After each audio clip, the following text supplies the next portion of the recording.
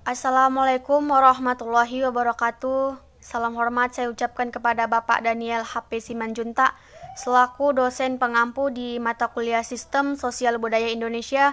Perkenalkan, saya Tiara Akilah dari kelas D Pendidikan Antropologi Universitas Negeri Medan. Di sini saya ingin menjelaskan beberapa materi yang tidak dipahami oleh teman-teman saya. Materi yang pertama dari Muhammad Aditya Kurniawan tentang konsep sistem sosial budaya Indonesia dari kelas D, dan yang kedua Tiana Mora dari kelas D tentang primordialisme. Yang ketiga dari Denny Ilham kelas E tentang fungsi sistem sosial budaya Indonesia. Yang pertama, konsep sistem sosial budaya Indonesia. Sistem sosial merupakan sistem interaksi yang berlangsung antara dua pihak atau lebih, seperti hubungan antara individu dengan individu, individu dengan masyarakat, dan masyarakat dengan masyarakat.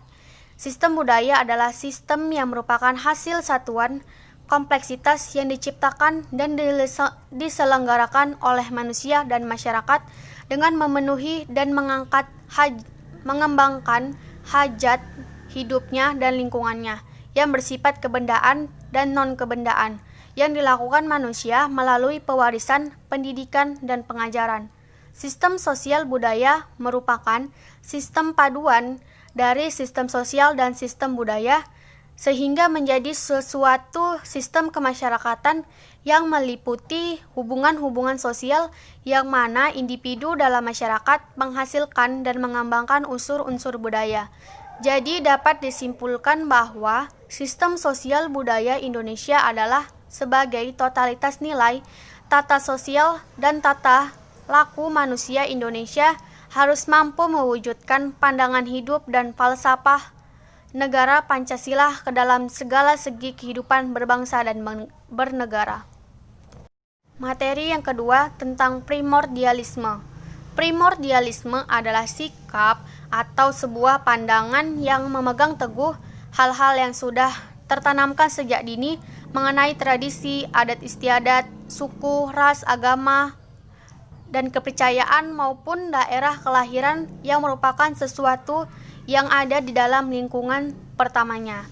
Menurut Ramlan Subakti, primordialisme adalah ketertarikan seseorang untuk berkelompok yang berlandaskan pada ikatan kekerabatan, suku bangsa, adat istiadat, sehingga kehidupan tersebut melahirkan pola perilaku serta tujuan yang sama. Contoh primordialisme itu, pertama munculnya gerakan Aceh Merdeka. Yang kedua, adanya anggapan bahwa adanya masyarakat yang beranggapan bahwa agamanya lebih baik daripada agama yang lainnya. Yang ketiga, membungkukkan badan serta melewati orang yang lebih tua. Materi yang ketiga yaitu fungsi sistem sosial budaya Indonesia. Fungsinya yaitu untuk mengatur, menata, dan juga menetapkan tindakan serta pola tingkah laku seorang individu di dalam masyarakatnya. Fungsi di dalam keluarga. Keluarga adalah lahan pembibitan manusia seutuhnya. Keluarga adalah organisasi alami yang penuh kasih dan sayang. Jadi pasti setiap orang tua pasti selalu mengajarkan kepada anaknya mulai sejak ia kecil atau usia dini selalu diajarkan tentang adat istiadat dan tingkah laku yang baik. Semisalnya selalu berbicara yang sopan kepada orang yang lebih tua, menyayangi yang lebih muda, menjadi anak yang sopan santun, mengajarkan bahwa ketika berjalan di depan orang yang lebih tua itu harus menundukkan badan. Fungsi yang kedua, fungsi di dalam masyarakat. Organisasi sosial kemasyarakatan ini adalah lahan pengkaderan. Sebagai keluarga buatan, gotong royong buatan yang penuh perbedaan kepentingan. Jadi di dalam masyarakat pastikan ada adat istiadatnya seperti bergotong royong setiap hari Minggu misalnya gitu. Lalu fungsi yang ketiga yaitu dalam berbangsa dan bernegara. Bahwa penyelenggaraan negara dan pemerintahan harus mengutamakan kepentingan umum. Jadi tidak boleh mengutamakan kepentingan sendiri, tapi harus mengutamakan kepentingan rakyatnya. Sekian yang dapat saya sampaikan. Semoga teman-teman semua bisa memahami apa yang telah saya jelaskan.